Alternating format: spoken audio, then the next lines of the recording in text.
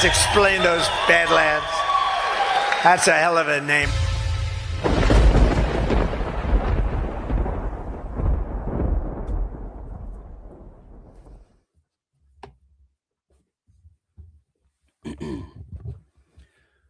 Well, good morning.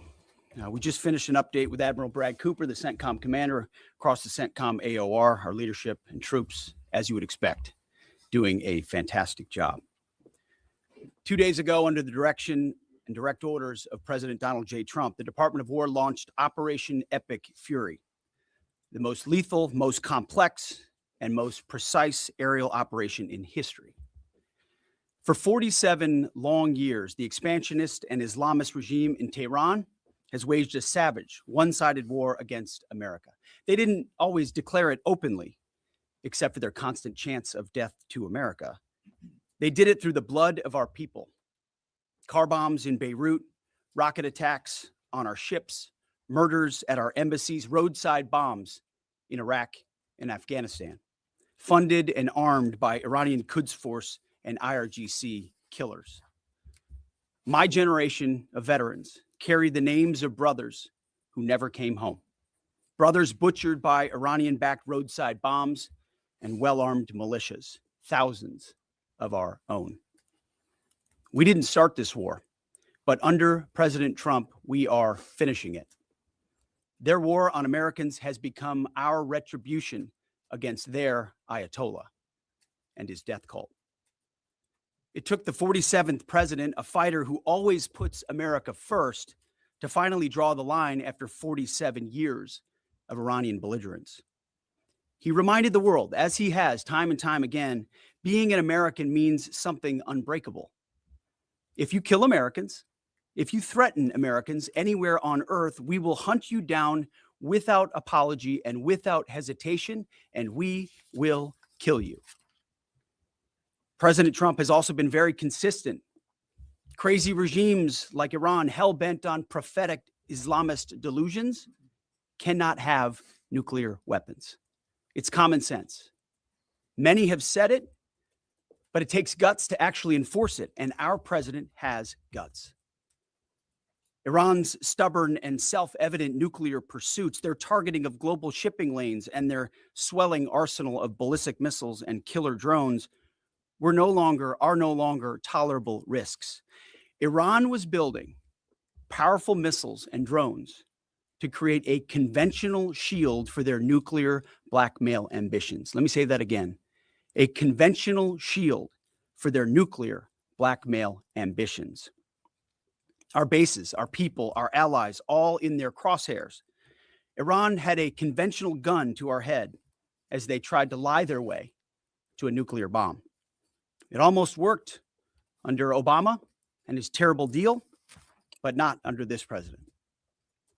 Turns out the regime who chanted death to America and death to Israel was gifted death from America and death from Israel.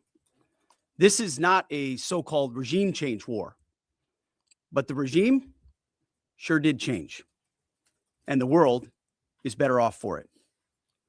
Today, in their desperation, the enemy is unmasked as Iranian missiles and drones rain down indiscriminately on the hotels, airports, apartments, and other civilian targets of their neighbors. Cowardly terrorist tactics from a regime that for decades has trafficked in cowardly terrorist tactics, lies, death, and destruction to this day. The Iranian leadership has built nothing except proxies and missiles and drones and deeply buried nuclear factories and facilities.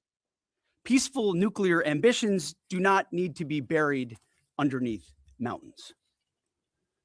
Last June, Operation Midnight Hammer obliterated their nuclear program to rubble. Afterward, we told them plainly, that's it, now make a deal. They arrogantly refused. We said, rebuild it and we'll stop you again, this time far worse. Well, President Trump, Secretary Rubio, Steve Witkoff, Jared Kushner, they bent over backwards for real diplomacy, offering pathway after pathway to peace. I watched it. I was there. They tried over and over and over again earnest attempts at peace. The former regime had every chance to make a peaceful and sensible deal. But Tehran was not negotiating. They were stalling, buying time to reload their missile stockpiles and restart their nuclear ambitions. Their goal, hold us hostage, threatening to strike our forces. Well, President Trump doesn't play those games. And as Secretary Rubio said after the Maduro raid, if you don't know, now you know. President Trump puts America and Americans first. He doesn't hesitate, and neither do our troops. The mission of Operation Epic Fury is laser focused. Destroy Iranian offensive missiles, destroy Iranian missile production, destroy their navy and other security infrastructure, and they will never have nuclear weapons. We're hitting them surgically, overwhelmingly, and unapologetically. With every passing day, our capabilities get stronger and Iran's get weaker. We set the terms of this war from start to finish. Our ambitions are not utopian. They are realistic, scoped to our interests and the defense of our people and our allies. Speaking of people, we hope the Iranian people take advantage of this incredible opportunity. President Trump has been clear, now is your time. To Iranian security forces, choose wisely. President Trump has also been clear about your fate in either direction. To the media outlets and political left screaming endless wars, stop. This is not Iraq. This is not endless. I was there for both. Our generation knows better, and so does this president. He called the last 20 years of nation-building wars dumb, and he's right. This is the opposite. This operation is a clear, devastating, decisive mission. Destroy the missile threat, destroy the Navy, no nukes. Israel has clear missions as well, for which we are grateful. Capable partners, as we've said since the beginning, capable partners are good partners. Unlike so many of our traditional allies who wring their hands and clutch their pearls, hemming and hawing about the use of force. America, regardless of what so-called international institutions say, is unleashing the most lethal and precise air power campaign in history. B-2s, fighters, drones, missiles, and of course, classified effects. All on our terms, with maximum authorities. No stupid rules of engagement, no nation-building quagmire, no democracy-building exercise, no politically correct wars. We fight to win, and we don't waste time or lives. As the president warned, an effort of this scope will include casualties. War is hell, and always will be. A grateful nation honors the 4 Americans we have lost thus far and those injured. The absolute best of America. May we prosecute the remainder of this operation in a manner that honors them. No apologies, no hesitation, epic fury for them and the thousands of Americans before them, taken too soon by Iranian radicals. Before I turn it over to General Kane for the operational update, let me speak straight to you, the Joint Force, our warriors on the front lines. This is your moment. This is the generational turning point America has waited for since 1979, and since the rudderless wars of hubris, my generation, our generation, endured. Don't listen to the noise. Just stay focused. Our commander-in-chief is steady at the wheel. We face a determined enemy, but you are better.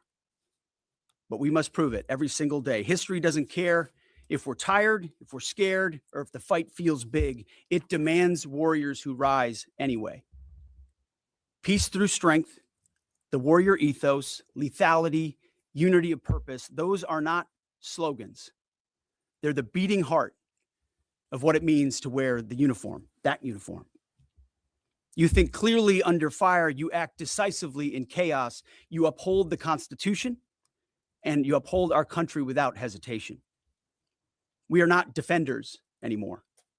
We are warriors, trained to kill the enemy and break their will. History is watching. Be the force you swore an oath to be: focused, disciplined, lethal, and unbreakable. We will finish this on America First conditions of President Trump's choosing, nobody else's, as it should be. And know this above all: President Trump and I have your back always. Through fire, through criticism, through fake news, through everything, we unleash you because you are the best, most powerful, most lethal fighting force the world has ever seen. May Almighty God watch over you and his providential arms of protection extend over you. Godspeed, warriors, and keep going. General Kane, over to you. Thank you, Mr. Secretary, and good morning, everyone. The purpose of my portion of the briefing today is to update you and the American people on the actions taken thus far. The briefing will discuss the preparation, the planning, setting the force, the early operations, and how we're assessing the progress thus far. So let's get started. On Saturday, 28 February, at 01:15 Eastern Standard Time, 9:45 a.m. local Tehran time, on the orders of the President of the United States, U.S. Central Command, under the command of United States Navy Admiral Brad Cooper, commenced Operation Epic Fury. As I said, I'm going to walk you through the initial phases of the operation. But first, I want to express my deep condolences and the condolences of the Joint Force to the Department of War personnel killed and wounded in actions thus far. As the Secretary said, they're heroes and represent the best of our nation has to offer. They're true examples of what selfless service means. Our deepest and heartfelt condolences are with their families, their friends, and their units. We grieve with you, and we will never forget you. Additionally, I stand here before you today grateful for each service member, planner, logistician, operator across our joint force, for our Department of War civilians, our intelligence community teammates, our interagency teammates who continue to stand in harm's way alongside us. I am proud of all of you as you take the fight to the enemy, and we are the best in the world at integrating, period. I want to extend my personal gratitude to the dedicated commanders and senior enlisted leaders and the enlisted members of the Joint Force who are fighting this fight across the CENTCOM AOR. In addition to Admiral Cooper and Fleet Master Chief Compton, I want to highlight a few today. U.S. Army Central Command Commander Lieutenant General Pat Frank, who along with his team are fighting the counter-missile and counter-drone fight. United States Navy Central Command Commander Vice Admiral Kurt Renshaw and his team, who are engaged with the Iranian Navy and projecting American naval combat power from the seas. And United States Air Force Central Command Commander Lieutenant General Derek France and his leadership team, who are crushing Iranian targets from the air. I want to highlight the support to the CENTCOM fight from other combatant commands who are directly involved with this effort, to include U.S. Spacecom, U.S. Cybercom, and U.S. UCOM. I also want to specifically call out United States Transportation Command and U.S. STRATCOM for their contributions to this fight. We cannot project American combat power at the time and place of our choosing without both. And finally, I want to express how deeply thankful I am for the continued service and sacrifice of the entire Joint Force and their families. Their unwavering commitment and dedication are the cornerstones of this effort. So let me start with a few details. First, to be clear, as the Secretary said, this is not a single overnight operation. The military objectives that CENTCOM and the Joint Force have been tasked with will take some time to achieve, and in some cases will be difficult and gritty work. We expect to take additional losses, and as always, we will work to minimize U.S. losses. But as the Secretary said, this is major combat operations. So let me talk about the preparation and the planning. On February 28th, the full strength of America's armed forces came together in a unified purpose against a capable and determined adversary.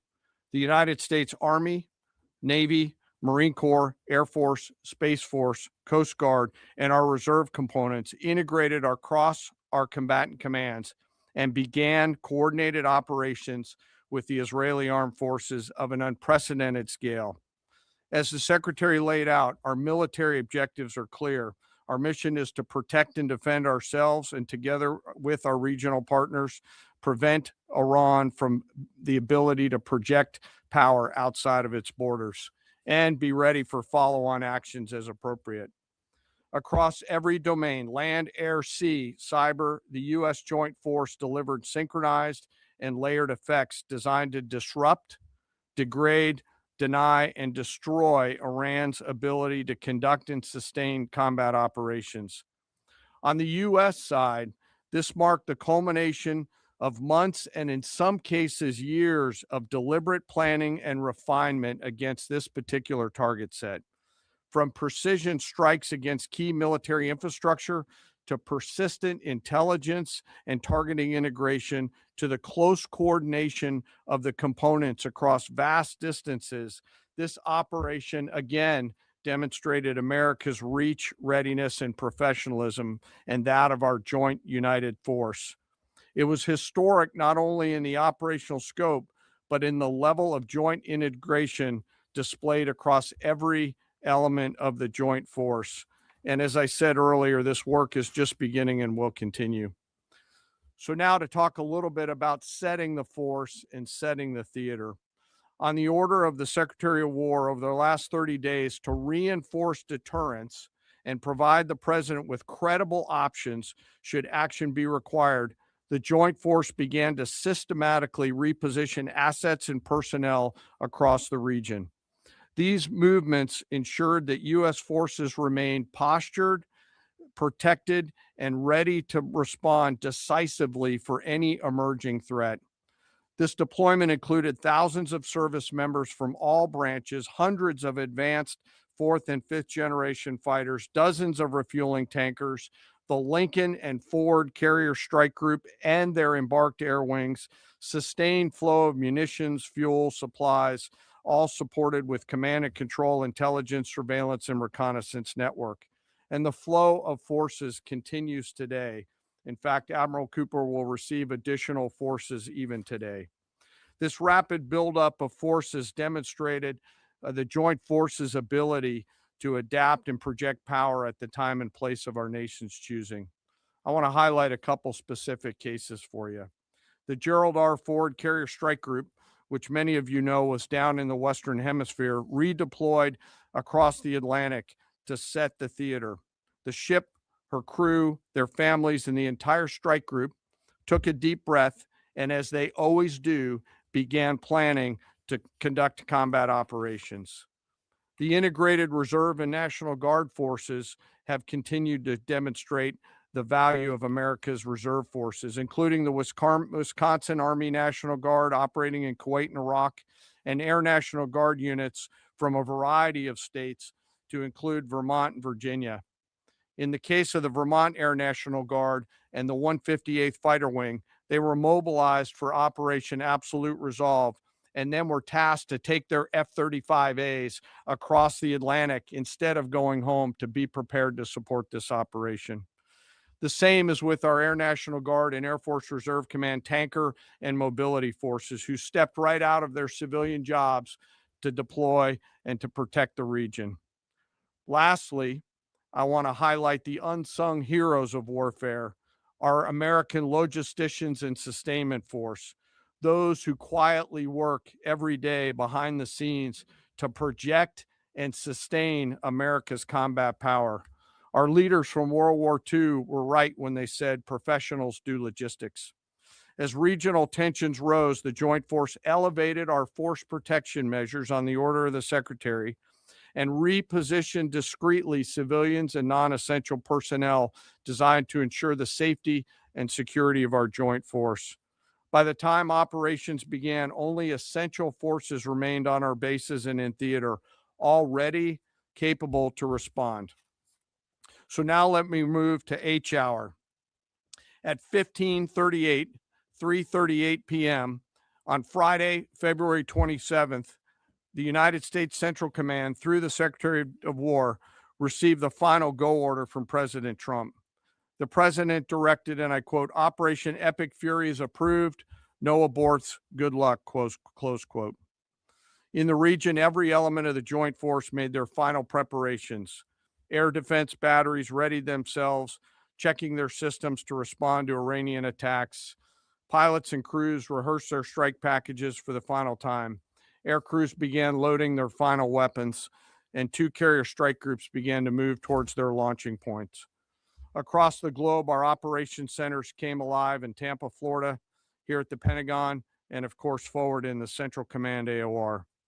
As always, operational security was paramount as we sought to maintain and sustain the element of surprise.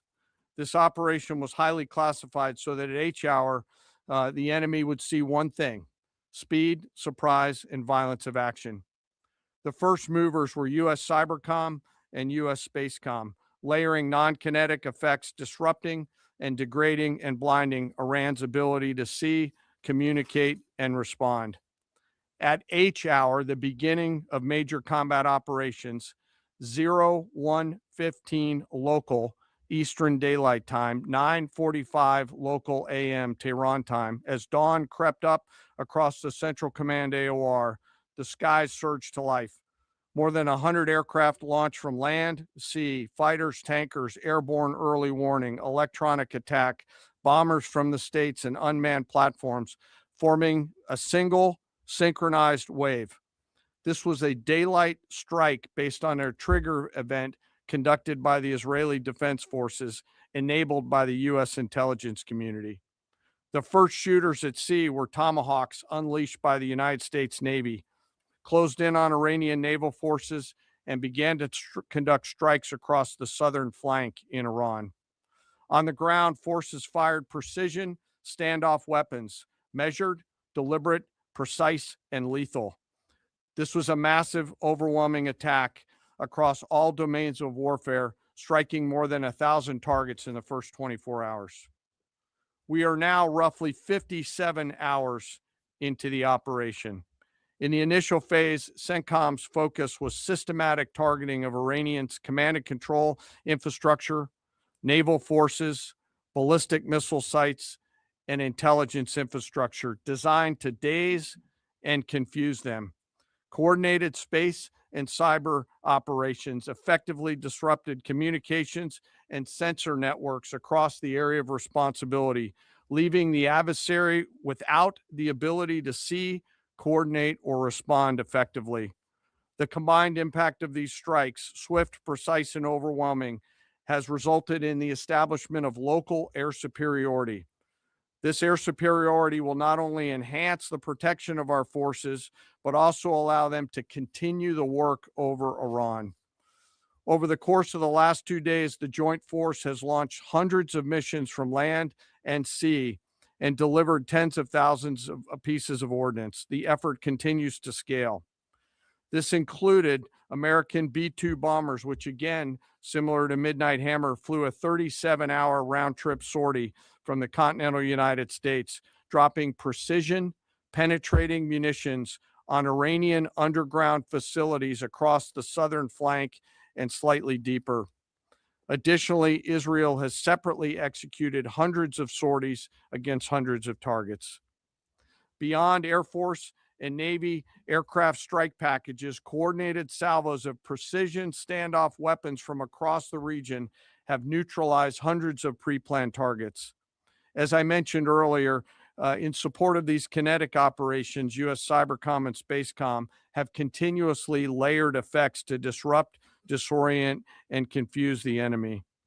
I will note that this operation had several combat firsts, which I'll allow at some point in the future Admiral Cooper to talk about, since he owns the AOR.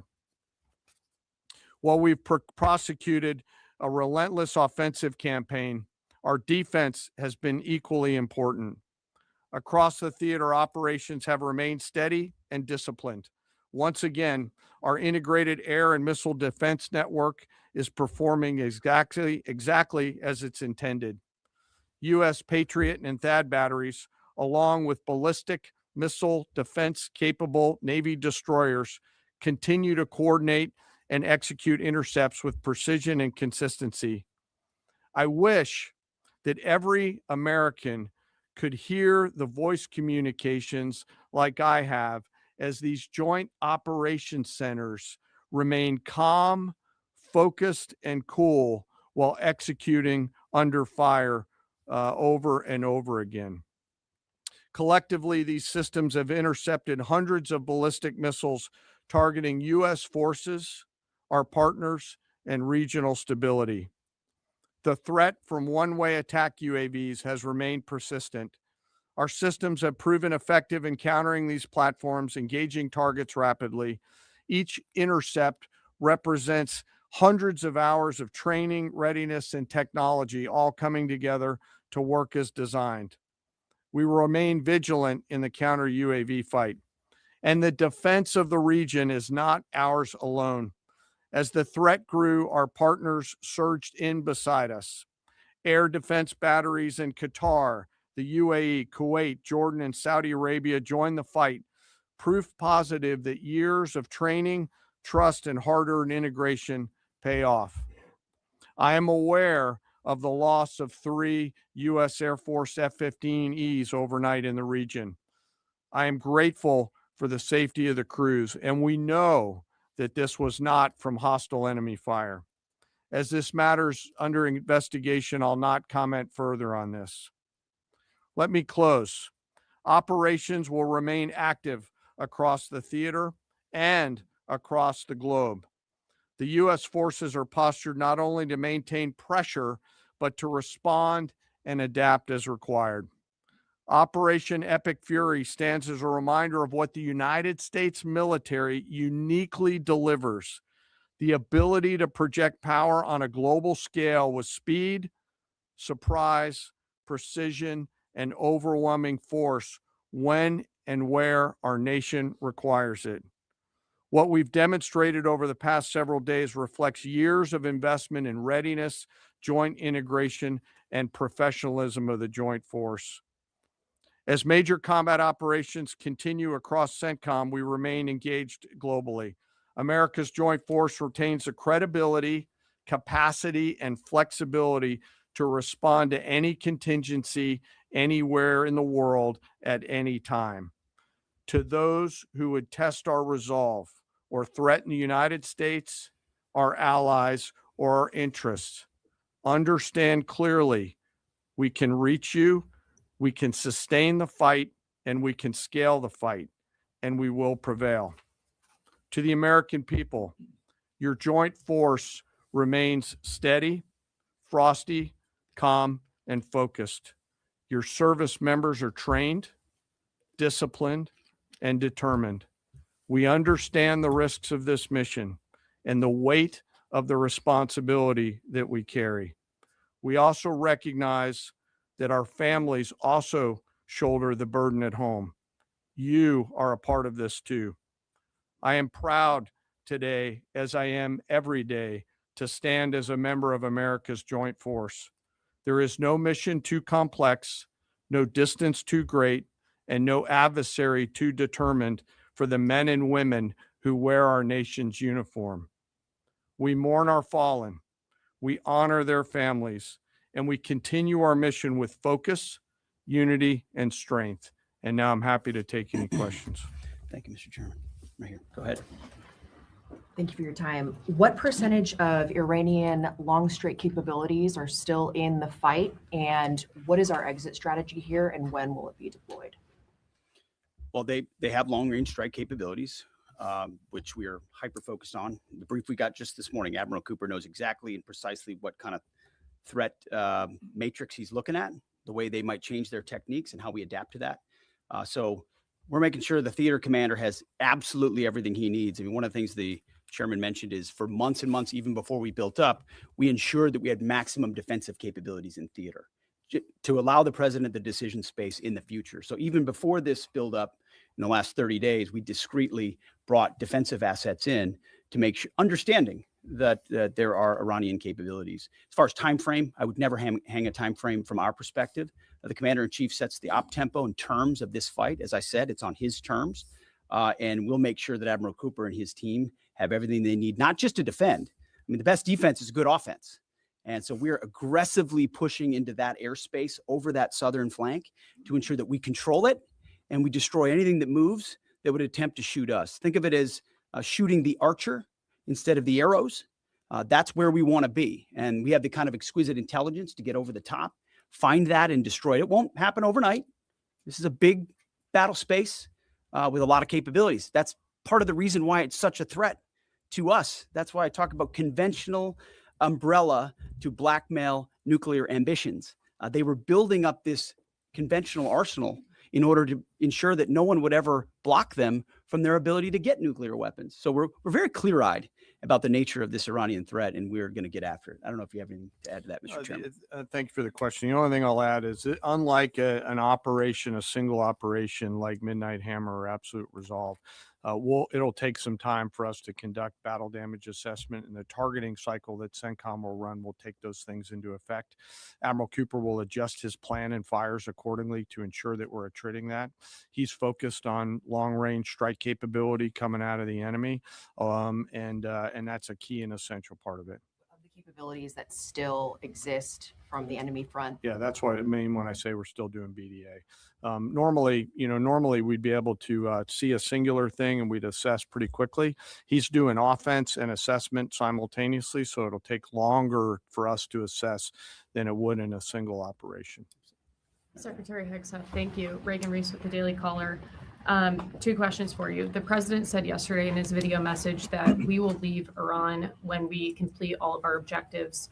What are our objectives? And can you share more information on how the soldiers who were killed were killed? Well, I laid out the objectives, as did the chairman. They're completely nested. I mean, Iran has an ability to project power against us and our allies in ways that we can't tolerate. So whether that's ballistic missiles and drones, so offensive capabilities, effectively their Navy, which would attempt to set other terms and impose different costs, drone capabilities, which we laid out there. And ultimately, though, this tying it back to Midnight Hammer, the president has been willing to make a deal. You can't have a nuclear bomb. Radical Islamists can't have a nuclear bomb that they wield against the world. He gave them every single opportunity. Then we precisely took it away. And even then, after that, they didn't have that. They didn't come to the table with a willingness to give it away. So ultimately, those nuclear ambitions, which never ceased, are something that had to be addressed as well. So that's a discrete sense of what's being addressed here to ensure that they can't use that conventional umbrella to continue a pursuit of nuclear ambitions. And then as it pertains to the U.S. casualties, that particular incident was, you have air defenses and the lot's coming in and you hit most of it. And we absolutely do. We have incredible air defenders. Every once in a while, you might have one, unfortunately, we call it a squirter that makes its way through. And in that particular case, it happened to hit a tactical operations center that was fortified, but these are powerful weapons. So we certainly will do, as I said, moments like that as we remember them and we take care of them and take care of their families, only stiffen our resolve to ensure that we do this properly. Thank you. Yeah. Right here. Thank you, Secretary Hegseth. I had 2 questions for you. First, are there currently any American boots on the ground in Iran? No, but we're not going to go into the exercise of what we will or will not do. I think it's one of those fallacies for a long time that this department or presidents or others should tell the American people this, and our enemies, by the way, here's exactly what we'll do. Here's exactly how long we'll go. Here's exactly how far we'll go. Here's what we're willing to do and not do. It's foolishness. And so President Trump ensures that our enemies understand we'll go as far as we need to go to advance American interests. But we're not dumb about it. You don't have to roll 200,000 people in there and stay for 20 years. We've proven that you can achieve objectives that advance American interests without being foolish about it. Now, will we be bold about it? Are we willing to be decisive about it? Do we put months and months of planning into what kind of effects we want to achieve? Absolutely. But going forward, why in the world would we tell you, the enemy, anybody, what we will or will not do in pursuit of an objective? We fight to win. We fight to achieve the objectives the President of the United States has laid out, and we will do so unapologetically. Thank Is there you. any significance to Israel carrying out the strike to kill the Ayatollah? And I wanted to know, what was your immediate reaction to finding out about his killing? I think Israel did a great job in the conduct of that operation. President Trump put a 4-week you go, timeline right on here, it. Are you please. saying that's wrong? Yeah, thank you. You mentioned during the briefing, General Kane, that there would be additional troops sent to the region. Could you say how many troops currently are involved in this operation and how many additional troops are planned to go in this next phase? I don't want to talk specifics because that would tip the enemy off. We have more tactical aviation flowing into theater just based on the time it took to get it out there. I think we're just about where we want to be in terms of total combat capacity and total combat power for Admiral Cooper. One of the things, though, that a commander, he'll consistently assess the trajectory of the campaign. Is he on or off trajectory? And then make an ask of the joint force, which will then develop options for consideration by the secretary and the president to either increase or in some cases decrease the amount of combat capability that we have over there. I heard the question about 4 weeks. It's the typical NBC sort of gotcha type question. President Trump has all the latitude in the world to talk about how long it may or may not take. 4 weeks, 2 weeks, 6 weeks. It could move up. It could move back. We're going to execute at his command the objectives we've set out to achieve. And what he has shown an ability to do that other presidents can't quite seem to have the aperture to do. Well, I mean, Joe Biden didn't even know what he was doing, is to look for opportunities and off-ramps and escalations for the United States that creates new opportunities to execute what we need on our own timeline. So you can play games about 4 weeks, 5 weeks. He has all the latitude, and I'm glad he does, because there's no better communicator than our president expressing those things. To the Daily Mail. I've been in meetings with the president for the last 2.5 days. We know exactly where his headspace is, and he will communicate as he should exactly what he would like, and we will follow those orders. And I think everything he said on that is right down the middle. Chairman, did you have Absolutely. evidence Yes, right there. on Yes, the sir. strike first? Thank you very much, Secretary. I left my hometown of Sakis in Iranian Kurdistan in 1996. Can you promise that I will be able to return home safely this year? And I have a following question too, please. I appreciate the question. I'm not here to place guarantees on that, but I think the message the president has given has been clear to the people of Iran. This is your moment. The world was seized by these crowds and then seized by the reality of this regime killing tens of thousands of innocent protesters. So we saw the nature of the regime yet again exposed. We saw many of the Iranian people seek a change there. This is their moment to take advantage of it, for sure. Secretary, you served in Iraq and know that no American soldiers were killed in Kurdistan. The Kurdish people are very pro-American. Will you continue protect Kurdistan and Peshmerga as loyal ally of the United States? Why I'm asking this question?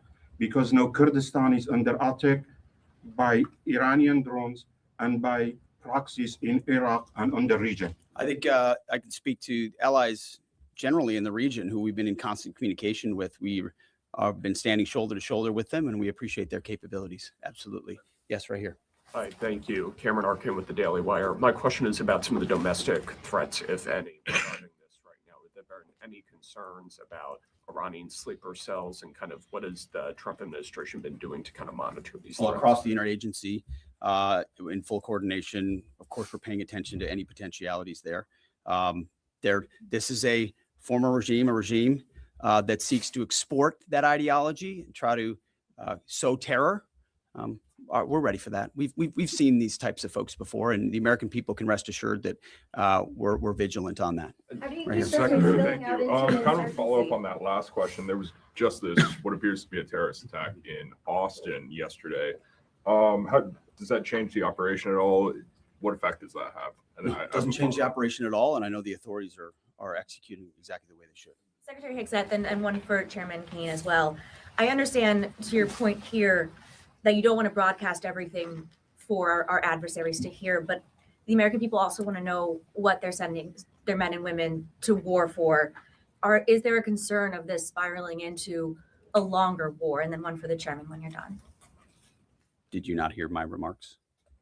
I mean, we're ensuring the mission gets accomplished, but we are very clear-eyed, as the president has been, unlike other presidents, about the foolish policies of the past that recklessly pulled us in to things that were not tethered to actual clear objectives. So we know we have plans, we have generals, we have chairmen, we have commanders, CENTCOM commanders, Admiral Cooper, who's executing very deliberately to ensure outcomes that I laid out are accomplished. But we would never, in front of a press pool, lay out how long that may take. The mission for our warfighters, which is what matters to us, is very, very clear. And they're executing it right now violently. And just for the chairman quickly, I have one for just for the chairman. You said this is not a one-night operation. It will take time to achieve the goals. What would be the goal line here for you? I think the secretary laid out the military objectives, and that's what we execute against is the military objectives. Last one right here. Uranium is. Thank you, sir. As you've said, there are a large amount of U.S. service members that are in harm's way right now. What is your prayer for them? First of all, my prayer for them is that I do pray for them. My wife prays for them. Our family prays for them. Our cabinet prays for them. None of this is done on a whim. Having been in their boots, having been in their shoes, having been in their flight suits, I know we think about them with every decision that we make and every recommendation that we make to the President of the United States. Those recommendations are made prayerfully. And when I pray every day for them and for this mission, I pray simply for the biblical wisdom to see what is right and the courage to do it. It's going to take courage to follow through on this. There's going to be a lot of noise. And we pray for that, and we hope all of you do as well. Thank you very much. Appreciate it. Thank you. Going to strike first. Thank you so much for joining us, and don't forget to hit the thumbs up on this video. And a special thank you to all of our advertising partners. Please remember to shift your dollars to support those businesses that support Badlands Media.